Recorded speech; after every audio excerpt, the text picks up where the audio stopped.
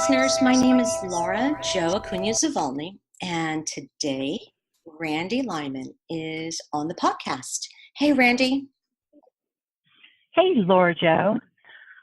I'm the owner of a Helping Hand professional organizing service, and I offer hands-on residential organizing to people with mild, moderate, or severe organizing challenges. I'm also a certified professional organizer, and I specialize in chronic disorganization. Excellent. Thank you for being here. So, Randy, what does a typical initial phone call sound like for you? A common thing people tell me is that they don't know where to start. They're frozen in indecision.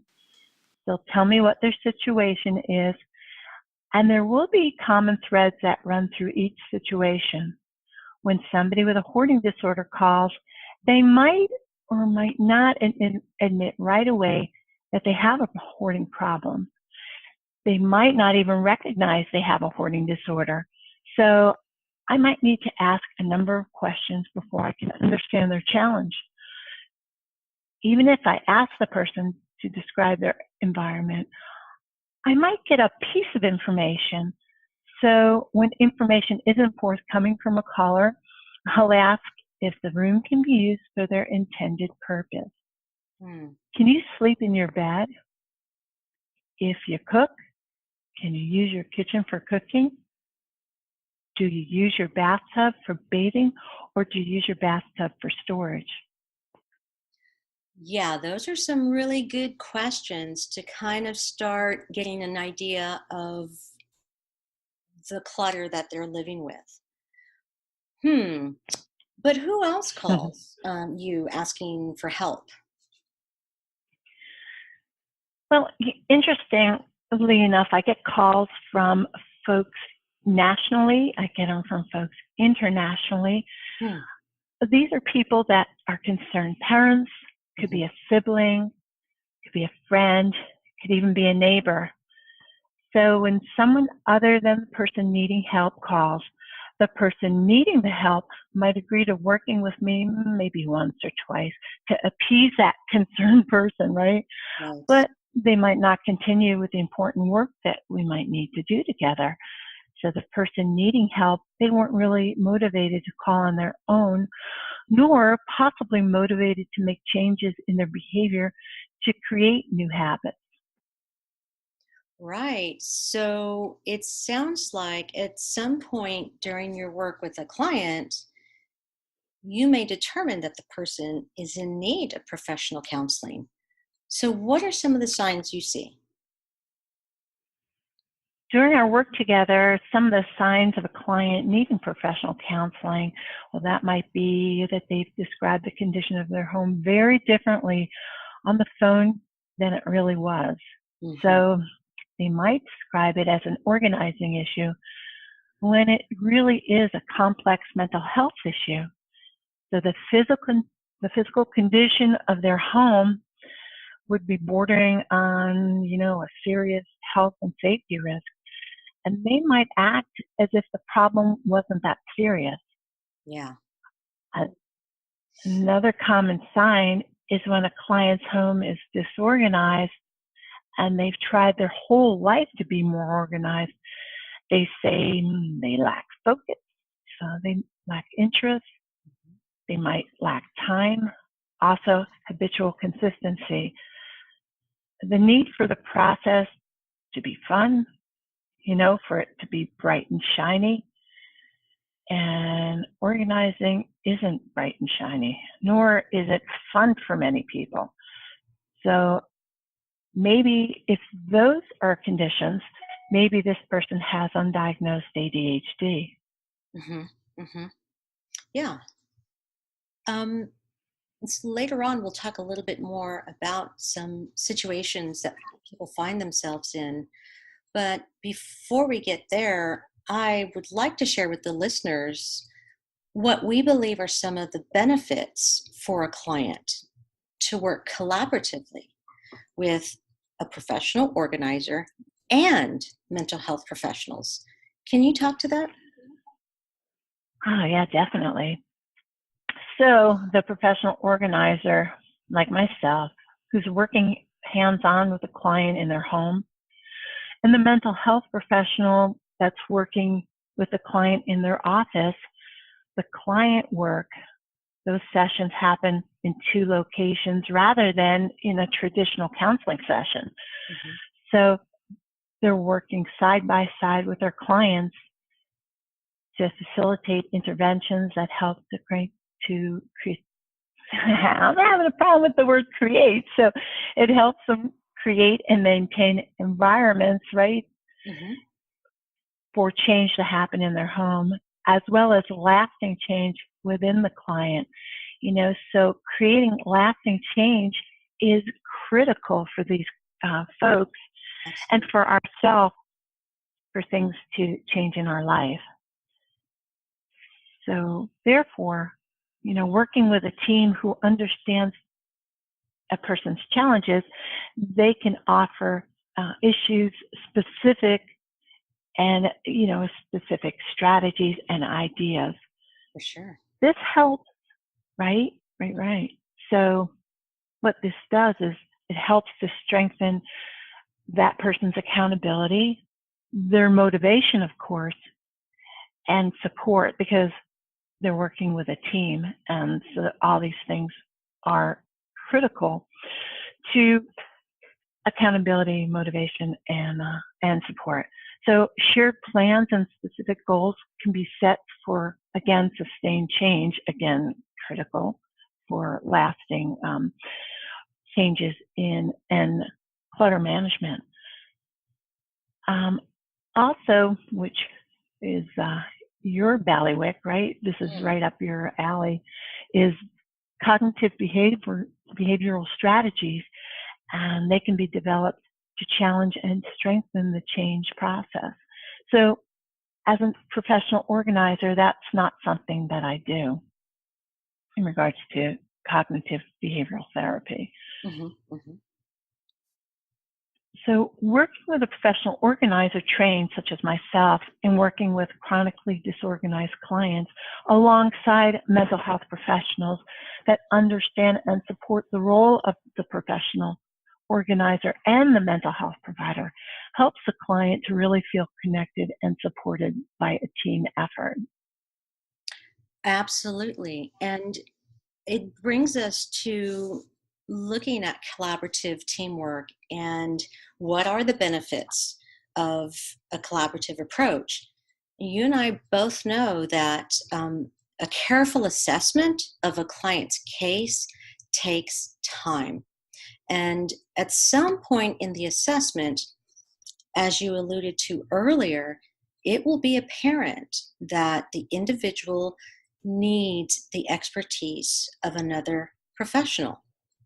Um, we use tools to help us gauge where an individual is.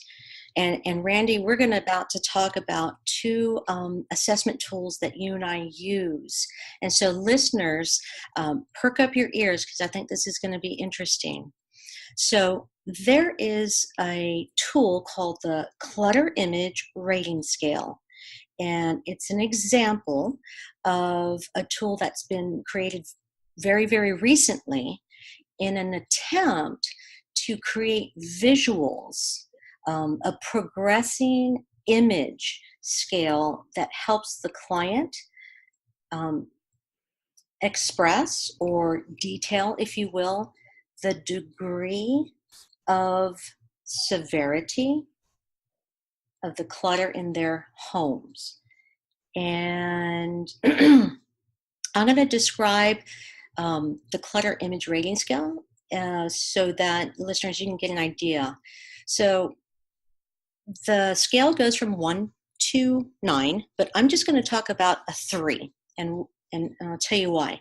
Because a 1 is a picture of a room that you would see if you picked up one of those magazines in the checkout line.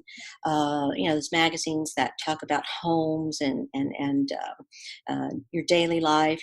Those real glossy, pretty magazines. And you flip through there and you see rooms. That's a 1, okay?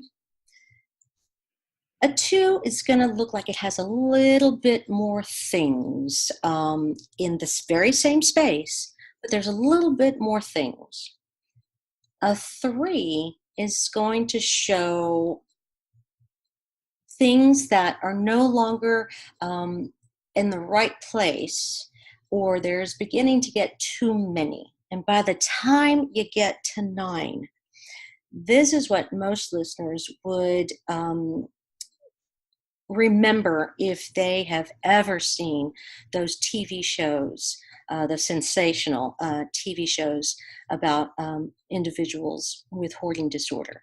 So, this tool is a very, very, very, very helpful tool because it gets the client, and this is not uncommon, Randy, for someone to go, oh, it's a 2, it's a 2 or 3. Well, maybe a 4. See, so and by the time Right. they're already up at a 4, I'm getting the sense that, well, maybe they are struggling. They are really beginning to come to terms and share with me because we're not in there. I'm not in their house. It's just this kind of subjective tool. After all, it's somebody else's house. It's not their house. But it really does allow that client to get a little bit closer to being more factual, truthful, perhaps.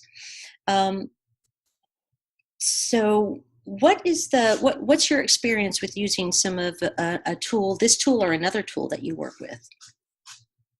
Yeah, so um, the clutter image rating assessment is something that for myself as a professional organizer, again, I'm getting a truer sense of my client really looking at and understanding, what is a 9, that is the severest, when they're sharing with me that, and again, let me just interject that my client and I are sitting in their home and we're looking at this together Okay. so that they've said to me on the phone, let's say, it's not that bad. And maybe they haven't sent me pictures because there are times that I ask my clients to send me pictures of their home so Hmm. that I really understand what's going on. So I'm looking at this scale and I'm going to talk about number 3. Okay. So I'm in a living room and I'm looking at clutter that's just starting to happen. I could see out the window. I can sort of see the couch. It's starting to get a little cluttered there in the couch and, around the TV. When I get to level 6, Hmm. I can't see TV at all. It's starting to pile up in front of the window that I'm starting to not see it, but I could still get out of it if I needed to. I might have a problem getting through the clutter to get to it, but I might be able to jump over everything and get to it.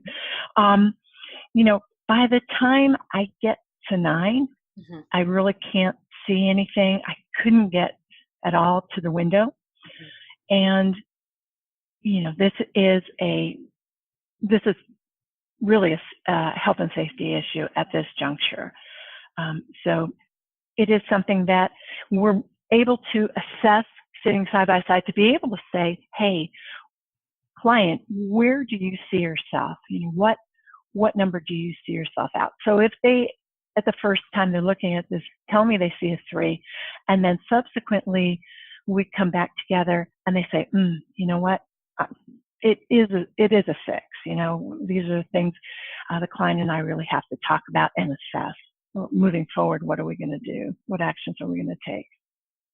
And it seems like the tool is not just used for assessment, but it's also to gauge progress, which can be a very positive thing. We can indicate this is where we started when we use this tool, and sometime down the road, after some good work together, some good sessions together, we can go back and reassess. And in a great situation, we can actually say, hey, the numbers are going down. They've gone down in this room, or they've gone down in that room. And that can be a very great opportunity for everybody to feel some success and build on that. And this is where we're talking about reinforcing those positive behavioral habits that they're beginning to learn and implement. And Yeah, so it's definitely, it's our goal to definitely. Laura, Mhm. one more thing I want to add to that is, again, the positive is critical, right, for change and really feeling good about oneself. So being able to realistically look at the circumstance. Now, the other side of that is backsliding. Mhm. So being able to, as I said before, looking at, you might be a 3, but now you're a 6. Being able to say, okay, I have done some backsliding.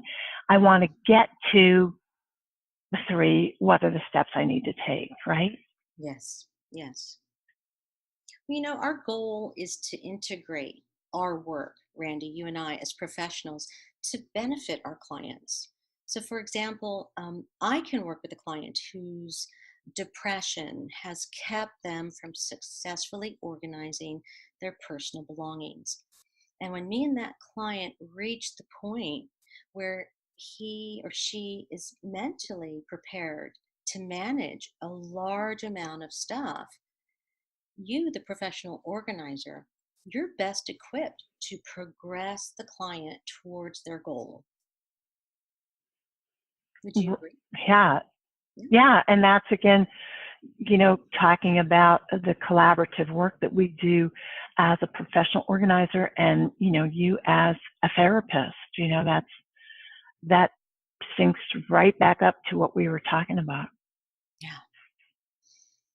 But now I want to know, what are some of the reasons you receive from people who are challenged with a hoarding disorder for not wanting to work with a professional organizer or mental health professional? There, a couple of things that jump out are the embarrassment that a person might have about the condition of their home, I hear that a the lot. shame that they would, right? You've heard that a lot. Hmm. Yeah. Shame, right? That goes along with the embarrassment. The judgment. They don't want to be judged by me. They don't want to be judged by anybody. I can understand that. Fear. Fear plays a big part. Anxiety, the stress that all of this might put upon one, Hmm. and the fear of change. So thoughts such as, I don't want to bother anyone with this, or that I should be able to do this on my own. These are things that I hear, that these are excuses possibly, especially I can't do this on my own, Hmm. that I would hear. Hmm. Hmm.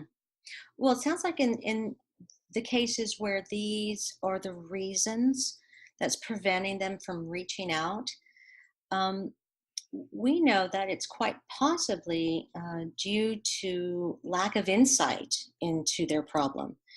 Um, on the other hand, when individuals lack insight into the degree of harm or the level of impaired functioning, it is usually a family member who's reaching out to us, right?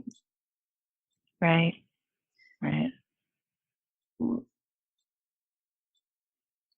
So let's talk a little bit about low self awareness. I kind of described it as insight, but we can also use the word low self awareness. And what are its effects on people with a hoarding disorder? Well, when we talk about, oh, go ahead. Mm. No, go ahead. That's a good question. Go ahead and say what you're going to say. Yeah, I I believe it's a state of diminished capacity to differentiate um, the self, the concept of the self, from the surroundings or the things around them. Now, for each person, the cause is different. We can see in some clients that the lowered self awareness is really a product of an overload or an overwhelm of an event or a series of events. And I'm going to give an example of someone who's lost a significant other. So, grief and loss can diminish their capacity to um, see themselves as different from the things around them. Um, but when those things start to accumulate at a rather fast pace, and there are so many things in this person's house, there's a point at which you and I and other key professionals, we start talking about something called harm reduction. And we're going to talk a little bit about that now, Randy. Harm reduction focuses on decreasing harmful consequences of high risk behaviors rather than focusing on changing the behavior.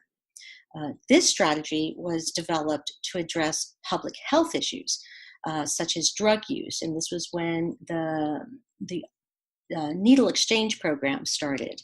It's also been used in family planning and health screenings.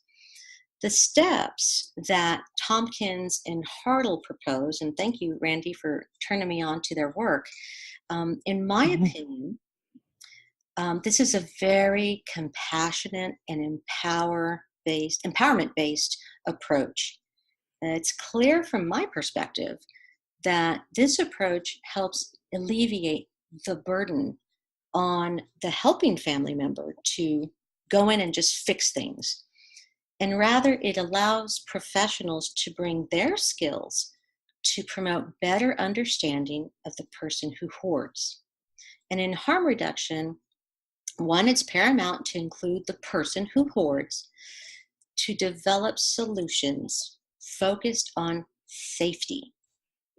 This enables a common, shared goal that does not introduce a threatening option. And Randy, we've spoken about this, and we know that fire departments and a health inspector and landlords, property managers, local zoning individuals, there's this set of guidelines that can provide a very distinct outcome that we work towards when we're just talking about harm reduction. What more can you say about this? Before I read Tompkins and Hartel's book, I didn't know the word harm reduction. I've done work with clients that actually we were reducing their harm in different ways, but really what that also talks to as far as harm reduction is a person really understanding that people such as myself and therapists and the rest of the collaborative team, we're not looking to come into a person's home and pull up with a dumpster and dump everything out of their home. It's not a situation where it's a fast-paced process. Mm-hmm. It's more of a deliberate process, right? So it is something that we are all going to be on the same page, and that's why we have the guidelines. Mm-hmm. Otherwise, we wouldn't be able to come up with a strategy for assessing and for success.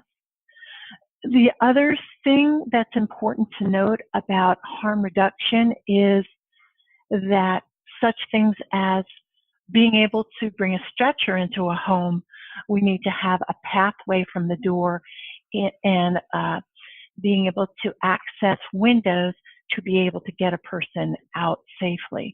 Mm-hmm. So if a person's condition of their home is such that you walk into the door and everything is piled up and they have, as we call, goat paths,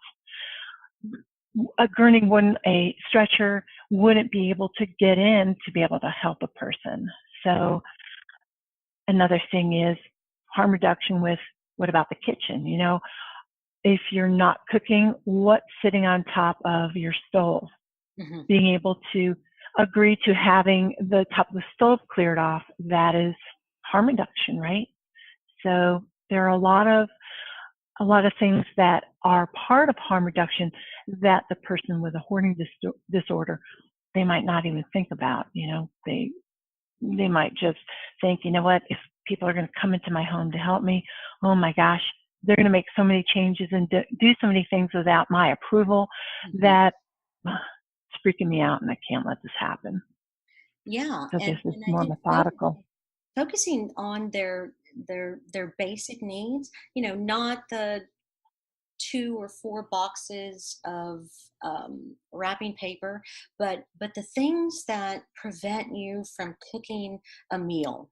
It really does change the focus, in these cases where it's a very, very, complex, and it's severe, and there's a lot of resistance from that individual, and being able to talk about and plan simply around, everybody's desired, um,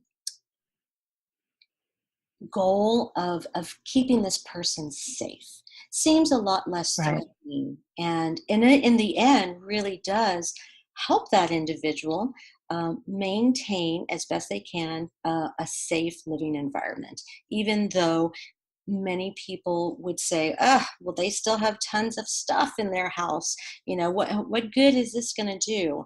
Well, this approach has been, being utilized. There's data that can support it, and I feel that in some cases it really is the best approach.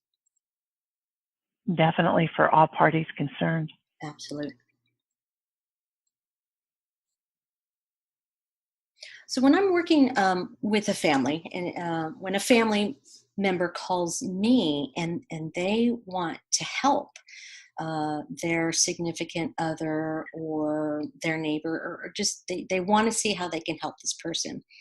The first thing, that I would encourage them to do is for themselves, if they grew up in the household, or if they're a significant other, and they're living with the person with a hoarding disorder, is for themselves to find a good therapist, because this has taken a toll on them as well, and they want to be in a healthier, uh, state of being if they want to continue to be helpful to that person. I find that, creating a biography of the person who hoards is helpful, and this is just for private use. It's just for the purpose of really truly understanding what that person has gone through. It's a timeline of actual events, and it creates an objective, a very objective perspective of the person who hoards. And the last thing is that I would, encourage them to become a member of a support group. There is one in town, and that's what I would really wish for anybody who's seeking to help the person who hoards. And there are also support groups online that have been around for a really long time that have had sustained success for their members. So that's also, really important. So having really good resources is really critical, and having family members that are really, engaged in the help process, the learning process, rather than just cutting out the person with the hoarding disorder, Right. because that is something that sadly is commonplace. Well, it kind of speaks to what we're about to talk about, is these, the family members or the people living with, a hoarder. They're they're burned out. They're tired. They're tired of trying to change somebody, and I would also encourage them, in addition to the support groups, which is probably what they'll hear from their support groups, is, hey, don't forget about self care. um, you still care a lot for that person, but you need to care about yourself and make sure you're healthy and you're taken care of, so that you can continue to, um, be a part of that person's life, but in a healthier way. And that brings me to self care. And the idea of self care is fairly simple, but the reasons why we don't do it can be complicated. Um, we'll say there's just not enough time, or, oh, I don't really need it. But I know that for me, my self care looks like hiking on the green belt or having lunch with a friend. Usually, I try to keep greatly scented hand cream in my office, so in between sessions, I can enjoy that. And I love listening to jazz. But tell me about what you do, Randy. Well, for my self care, I work out, I exercise regularly. Mm. I walk my dog, Louis Lyman. He loves it, and I love it. And, he's getting exercise. We're outside. We're breathing fresh air. Oh, it's just really great. And whenever I can, I'll get a facial. I love facials, pedicures, and deep tissue massages because as a professional organizer, many times my work is real physical. So, oh gosh, I need that massage. Good for So you. that's what I do. Great things. I like those. Call me the next time you're going for a pedicure. I'll join you. For sure. Well, I want to take time now to leave our listeners with some more information. We've given you a lot of information so far, but Randy on her website has some wonderful, very relevant links. And Randy, could you talk to some of those resources and then tell us about your website? Sure. Let me tell you first what my website is so that you can find me. Okay, so my business is called A Helping Hand, and my website is A Helping Hand for You, and the for you is spelled out FORYOU.com. And if you'll go onto a helpinghandforyou.com and you go on my toolbar, if you go on to About Mm-hmm. and go to links, you're going to see my links of preferred local resources. And so that would be counselors, therapists, psychiatrists here in Austin. And then you'd also find in my local links, you'd find some of the vendors that I work with that are really wonderful.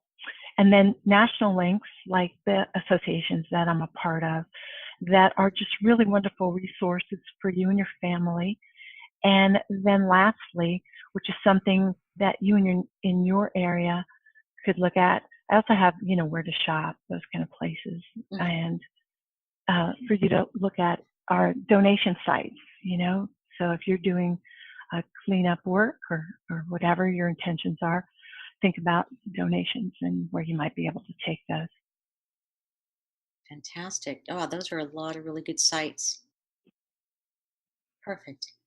Well, thank you so much, Randy, for being a part of my first podcast. And we will be reaching out again to work together. Welcome to 2018. It's going to be a great year. I can feel it in my bones. Me And too. come back to copperbridgecounseling.com, where more podcasts will be available to speak to this concern and issue of hoarding, but many other options and issues in mental health, and of course, what's going on here in Austin. So for now, thank you very much. Randy, thanks again, and we'll see you next time.